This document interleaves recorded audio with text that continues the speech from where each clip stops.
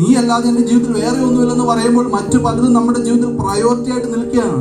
ആ പ്രയോറിറ്റികളെ എടുത്തു മാറ്റിയിട്ട് ദൈവത്തിന് ഒന്നാം സ്ഥാനം നിങ്ങളുടെ ജീവിതത്തിൽ കൊടുത്തു കഴിയുമ്പോൾ ദൈവം നിങ്ങളുടെ ജീവിതത്തെ മാറ്റിമറിക്കാനായിട്ട് തുടങ്ങി.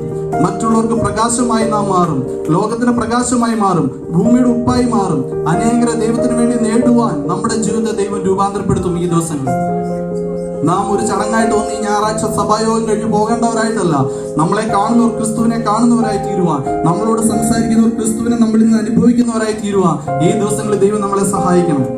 അതിനായിട്ട് നമ്മുടെ ജീവിതം ദൈവത്തിന്റെ കരങ്ങളിൽ പൂർണ്ണമായിട്ടൊന്ന് ഏൽപ്പിച്ചു കൊടുക്കുക. പലപ്പോഴും നിങ്ങൾ പ്രാർത്ഥിച്ചിട്ടും അനേക വിഷയങ്ങൾ പ്രാർത്ഥിച്ചിട്ടും മറുപടി കിട്ടുന്നില്ലെങ്കിൽ ഒട്ടും വിഷമിക്കേണ്ട കാര്യമില്ല.